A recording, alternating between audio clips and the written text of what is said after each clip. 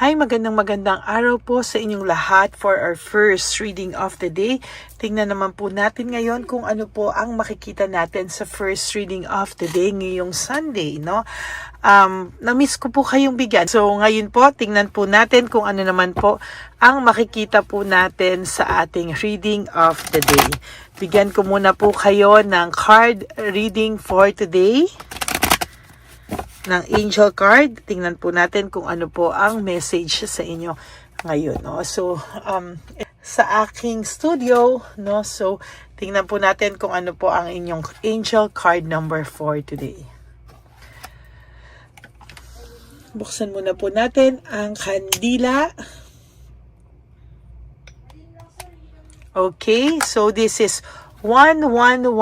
This is wish come true. Wow, ang ganda, no? So this is moderation, patience, flowing, self-realization, manifestation, getaway, and taking action. Is you're in for a lucky break, no? It may come as a happy news, experience, new opportunities, or an exciting acquaintance. Meron ka pong exciting acquaintance, ha?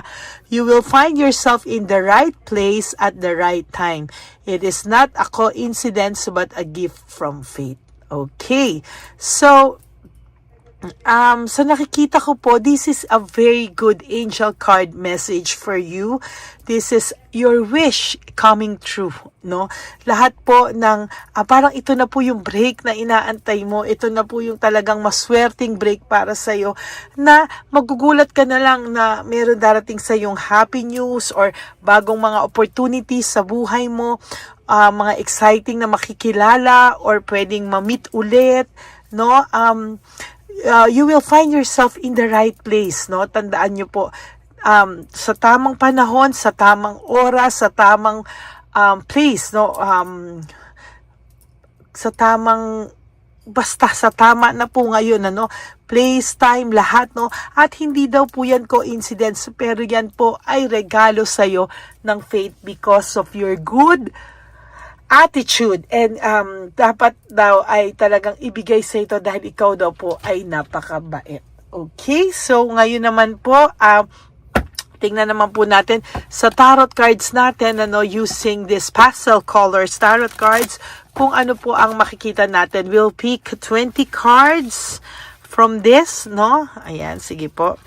1, 2, kung mapapansin nyo po, medyo umitim ako, no? Kasi iba po ang ano sa probinsya, ang hangin. 1, 2, 3, 4, 5, 6, 7,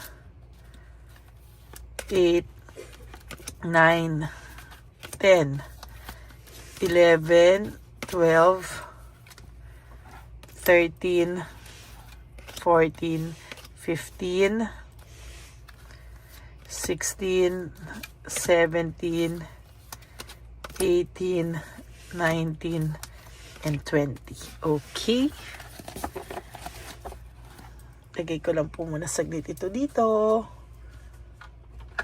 At ito muna po, no? Okay. Ano po kaya ang unang barahan nyo na natutuwa? Lalagay ko lang po dito. Leaving behind, walking away, ikaw po ay aalis na sa mga bagay na hindi mo na kaya, no? Ikaw po ay mag-move away, leaving behind, walking away sa mga bagay, tao na hindi mo deserve, no? Napakaganda po ng nakikita ko sa first card mo. Ito ay paglayo sa mga taong hindi mo deserve, no? At magugulat ka na lang po na bakit parang kinakaya mo na yung mga bagay-bagay na akala mo ay hindi mo kaya noon, no? So, sa nakikita ko po ay marunong ka nang magbalanse or babalansihin mo na yung mga bagay-bagay sa buhay mo ngayon, ano?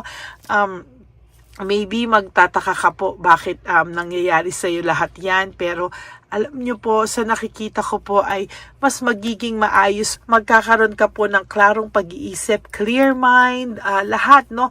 Iki-clear po nila yung path mo, sa totoo lang, no? At sa pag-clear po ng path mo, ay makakaramdam ang isang tao ng struggles, no?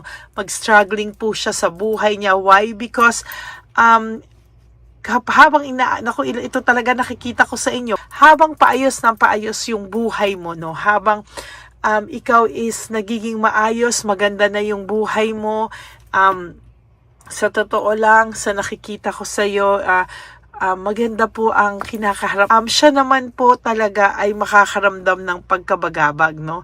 Siya po ay mababagabag at talagang siya po yung magtataka, what is happening? Bakit umaayos ka samantalang siya ay palugmok, nalulungkot siya, no? Ikaw po ay magta-travel or magjo-journey, aalis, no? May pag-alis akong nakikita sa iyo for parang mag-enjoy ka sa sarili mo, no? You want to rest, you want to travel, you want to reflect on your life. Go ahead, no? Sa nakikita ko po, mas magiging maayos, no? Habang ikaw ay umaalis-alis, no? Nagta-travel ka, exploring other opportunities, no? For some of you, may vacation, no? May abroad or may alis na vacation, go ahead, dyan ka po mag-reflect. Samantalang ay pangit talaga, pabagsak po, no? Pabagsak po yung person mo, and somehow, sa nakikita ko po is hindi po niya kakayanin talaga na maging masaya, no? Kahit po mag-pretend itong masaya, babalik at babalik po siya sa ganyang sitwasyon na pabagsak po talaga siya. Ayan, no, hindi niya po kakayanin, no? Talagang sasabihin ko po sa iyo, pabagsak po siya ng pabagsak, and siya po ang gumawa niyan sa sarili niya. This is self-victimization. Siya po ang nag-create ng traumang yan sa sarili niya. Siya po ang nagbiktima sa sarili niya. Siya po ang gumawa ng mga bagay na ikakasakit po niya sa sarili niya. As a matter of fact, may trauma anxiety po siyang nararamdaman. Hindi po ito nakakatulog sa gabi ng maayos, no? For some of you, naaawa pa kayo, deserve po ito ng taong ito, no? Kaya wag ka pong malungkot, wag ka pong wheel of fortune, sa nakikita ko po ay ikaw po ay tatakbo na yung gulong ng buhay mo, no? Siya po ay mai-stuck while you can move forward sa buhay mo, no? And if there comes a time na gusto mo pa rin tong taong to, make sure po na natuto talaga siya na ng leksyon, Kasi sometimes, kapag tinitiis mo tong taong to, parang hindi niya po kaya, no? Pero once na once na maayos ka na, tapos pag bumigay ka na naman, nandyan lang siya, parang nakakampante na naman siya, no? So, yun po yung dapat, no? Na talagang siguraduhin mong nagtanda na talaga siya. Very unstable po siya when it comes to finances, no? Talagang magulo po ito, no? Sa talaga yung finances po niya magulo. And sa nakikita ko po, panay gulo yung nangyayari sa buhay niya. Away dito, away doon, yung pinalit po niya sa'yo. Maybe kung meron kayong third party, panay lang po sila away. Actually, isa ka rin po sa pinag-aawayan pa rin nila until now, no? And ang pakiramdam po ng third party is the hangman. Walang ginagawa ito to forget you. Wala ginagawa para kalimutan ka. Parang as a matter of fact, naiisip pa nga po nito na gusto ka pa niya, no? At iniisip-isip ka pa nga niya, gusto niya ng bagong beginning. Sa yon, meron kayong endings, but this person wants a new beginning with you, no? Parang gusto pa rin po niya ng new beginning with you, and ayaw niya po ng pangit ang mga nakakarating sa iyong mga intriga. Parang ina-isolate niya po yung sarili niya. Ayaw niya po na parang pangit po ang sitwasyon or pangit po ang mga nakakarating sa iyong balita. Hindi niya po gusto, no? As a matter of fact, itong taong to ay talagang gulong-gulo sa kanyang sitwasyon, para siyang hirap na hirap, and to tell you honestly, hindi niya alam kung anong gagawin niya. Very disconnected siya sa lahat, no? Yung person niya is dinidisconnect niya po yung sarili niya sa lahat ng mga nakakasama niya ngayon or mga feeling niya, kakampi niya nung araw, feeling niya po ay trinatraidor na siya sa ngayon, no? While ikaw, you will be so happy, you will be celebrating life. Masaya po ang the sun, the sun is happiness for you, celebration for you, positivity, yan, no? And Sa nakikita ko po, ayan, naiisip niya po yung connection yung dalawa sa ngayon. Parang ngayon pa lang sa kanya nagsisink in na napakaganda ng pinagsamahan nyo. Napakabuti mo sa kanya. And somehow, meron po akong nakikita dito na pag-iisip at pagkonsensya, no? Kaya lang, masyado po itong naging, I don't like to use the word hayop, pero medyo talagang bad po siya, no? Talagang naging bad po talaga siya. And naging malupit talaga, no?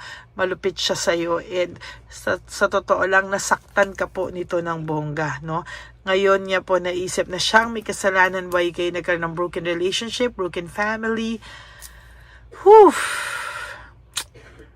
Kasing bigat to ng first reading kahapon, no? Ang bigat-bigat po ng first reading kahapon. Ganun din po ang first reading ngayon, ano? Nagre-reflect po siya, no? Ngayon pa lang po siya nagre-reflect, ngayon pa lang po siya talaga nag-aayos ng kanyang pakiramdam, and he really wants to have rest, no? Gusto niya po ng katahimikan because sobra po ang struggles niya, sobra po yung obstacles niya, yung burden niya, yung responsibility niya, at sobra lahat burden para sa kanya ngayon. Ito pong first reading of the day nyo is sobrang bigat ng emotions. So, sa nakikita ko po talagang burden na burden talaga sa kanya. And somehow, ay malungkot po ang taong ito, no? At sa nakikita ko po ay talagang hindi niya alam kung ano po ang kanyang gagawin sa mga susunod na araw sa buhay niya. Ay, poor person, ano? Sobrang sakit ng binigay niya sa'yo. Ngayon, sobra rin yung balik sa kanya. And sa nakikita ko, sa dami ng problema o pagkaaligagang nararanasan niya. So that's it for your first reading of the day. I hope na naka-resonate po kayo. And if you do, can you please give me a like and comment down below para alam ko po kung ano naman po ang emotions nyo right at this very moment. And sa akin naman pong mga ever loyal, solid, and faithful na Lady Elena family na laging nakasubaybay, maraming salamat po sa inyong lahat. And of course, sa lahat po ng gustong magpa-reading, your private reading, you may message me po at Lady Lee Elena. That's LADYLY Elena. Nasa dulo po yan ng ating video. Diyan nyo lang po ako makokontak. That is my only official and legit FB and Messenger account. Yan po, no? Diyan nyo po ako makokontak sa Messenger. Mag-message lang po kayo at ako po ay sasagot. Make sure ako po kausap nyo, kasi marami pong may mga scammers po na nagpe-pretend na sila si Lady Elena. Well, in fact, hindi ko po sila kilala. Okay, God bless you all, and I love you all from the bottom of my heart. At ang lagi nyo pong tatandaan is just to live one day at a time. You do 3 things that will make you happy for the day. Pray, be grateful that we are still alive. This is a big blessing from up above. And you have to forgive yourself. You have always to choose to love yourself, because self-love is still the best love of all. And you have to realize that life is really too short, no? So, isurrender nyo po lahat sa Divine Universe, ang lahat ng nagpapasakit sa inyo, lahat ng emotions nyo, and let go and let God write your life and love story. Ako po ay magbabalik for another set of reading for our second reading of the day. I hope na naka-resonate po kayong lahat. I love you all, and God bless you all. Bye!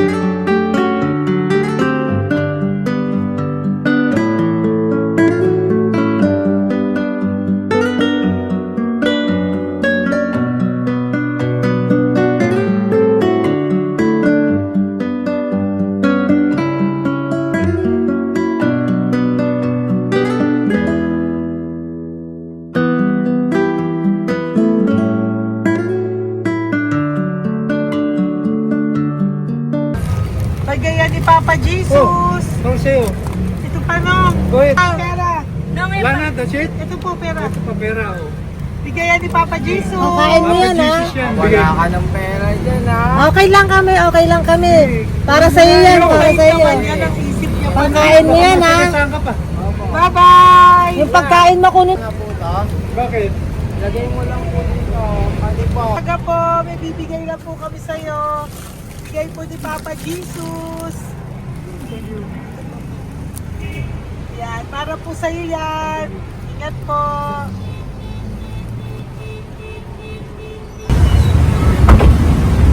Gandang tanghali po. May bigay po si Papa Jesus sa inyo. Salamat po. Salamat po. Ito po. Salamat po. Tigisa po kayo sa Pampaw. Thank you po. God bless po, nanay. Apo, apo, apo. Pangalaman po. God bless.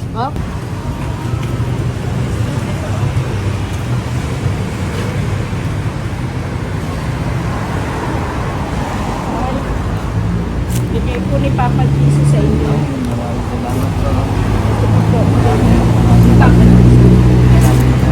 God bless po. Kuya, pangkain mo po yan, ha? Tayo ka ba nandyan? Hindi po. Dito po, nasa timbahan po. Ah! Sa music ministry. Doon ka nakapwesto. Opo. Sige po, bye po. God bless po. Ingat.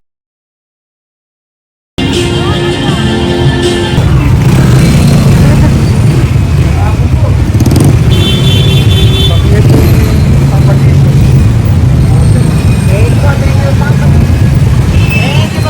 Thank you po, bye po. Meron pa bigay po ni Papa Jesus. Bravo. Yan.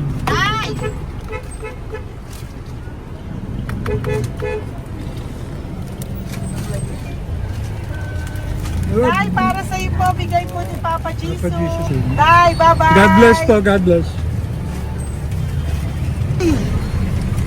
Para sa iyo po, bigay po ni Papa Jesus. Ayan po, bigay po yan sa iyo ni Papa Jesus. Thank you po. Amen.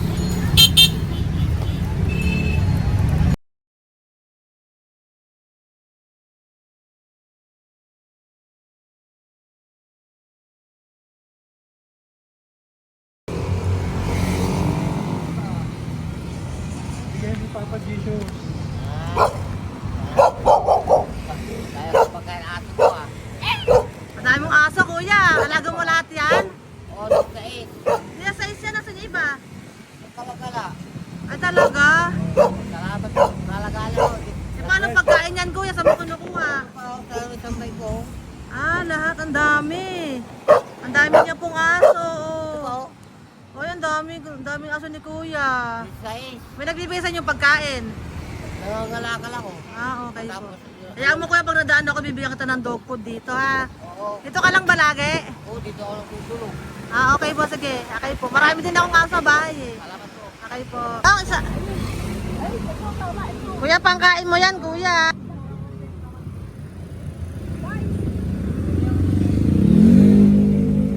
Nangangalakal ka, kuya? Sige po, thank you po. Maraming salamat, ma'am. May pagkain ka, nanay. Sa hirap ng buhay ngayon. Ba't nandito ka, nay? Tagasan ka ba? Yung arthritis ang sakit ko eh. Tagasan ka ba, nay?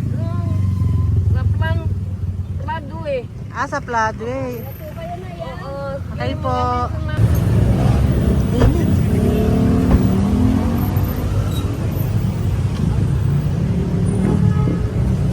Nay! Bibigay ako sa'yo. Natandaan mo na ako. Ito. Hapon po. Si tatay. Si tatay. Thank you, Nay. Habay po.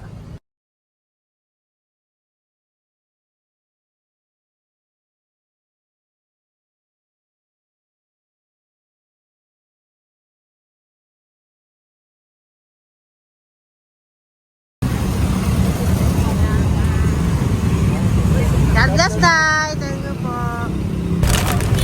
Pabigay po. Bigay po ni Papa Jesus. Salamat po. Bigay Bigay po ni Papa Salamat po, Jesus. Ito ate. po, oh. Salamat po. Bigay po ni Papa Jesus. Ito pa po. Salamat po, tay. Salamat po, tita. Bye-bye po.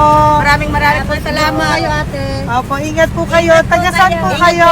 Taga Tayabas, Quezon po kami. Mga aita po kami sa Quezon, mga katutubo. Sige, ingat po. God bless.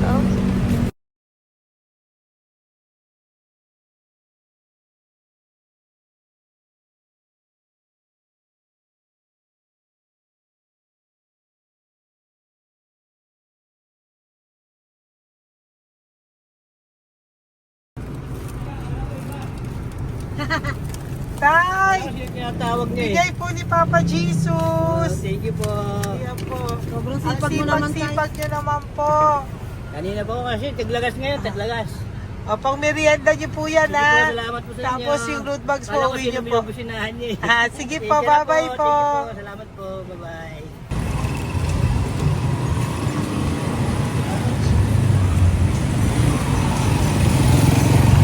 Brother!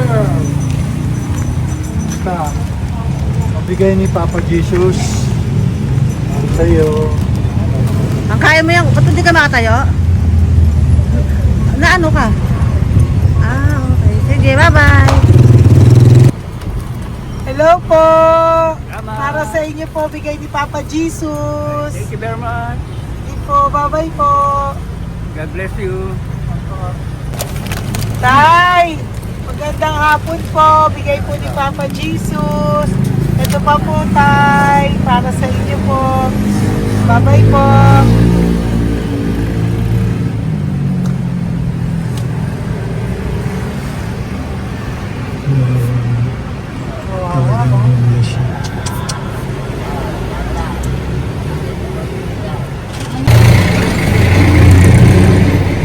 Ate.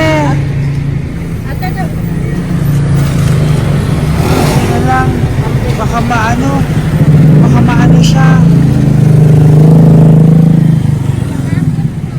Ito po, bigay po sa'yo ni Papa Jesus. Ito pa po, pera po. God bless po. Okay, taga saan ka po? Sige, ingat ka po, Hello po, magandang hapon po. Ano po? Bigay po sa'yo ni Papa Jesus. Thank you, madam. Tsaka ito pa po, para po sa'yo. Salamat. Thank you po, ingat po. Thank you, ma'am. Sige po. Salamat. Akala ko, ma'am, bibili. Ay, hindi po, para sa'yo po yan. Bye-bye Thank you, po. ma'am.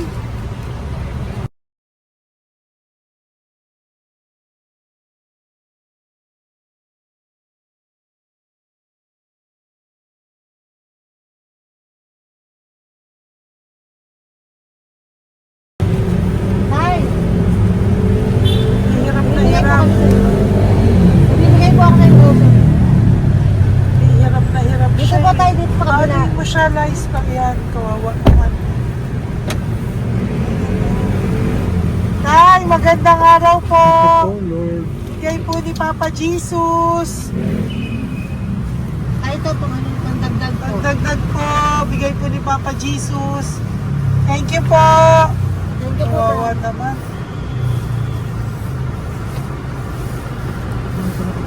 Diyos ko, hindi na siya makaano po.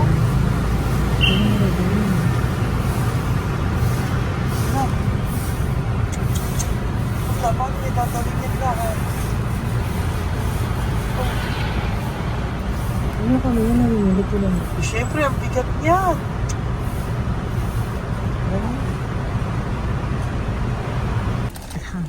Kaya, bigay sa'yo ni Papa Jesus. Sige po, ma'am. Ay, yung palinis po, ma'am. Hindi na po, okay na Sige po. po. Ito po. Thank you ma'am. po. Thank you, sir.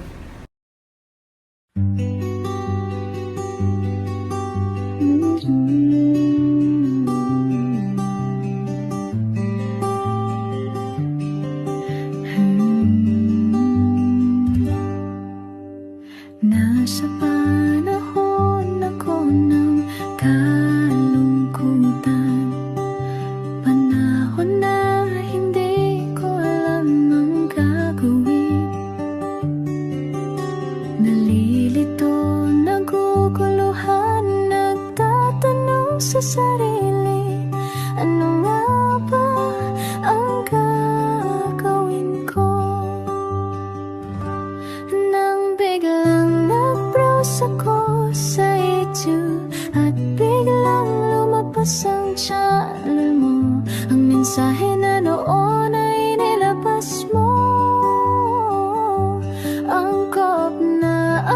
sakop sa nadarama ko. Unang beses lang dumaan ang channel mo sa browser ko. Hindi ako nagdalawang isip na hanapin ang Facebook account mo at mag-message sa'yo. Agad ka naman sumagot sa mensahe ko. Hindi ko alam ang damdamin noon, dahil parang may sumungaw sa aking pag-asa. Nang kaliwanagan sa dilim ng gabi, dumating ka, ikaw ang sagot sa panalangin. Salamat dumating ka at nakilala kita, Madam Elena. Nabago mo ang pananaw ko. Noon ay malabo, ngunit ngayon ay may linaw na tinatahak. Salamat sa Diyos, ikaw isang anghel